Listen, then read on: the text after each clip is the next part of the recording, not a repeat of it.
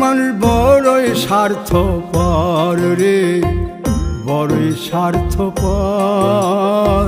বুকের মাঝে জায়গা দিলে যতন কইরা ভাঙ্গে রে অন্তর।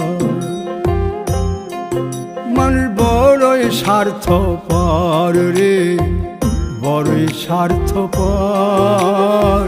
বুকের মাঝে জায়গা দিলে যতন কইরা ভাঙ্গে রে অন্তর।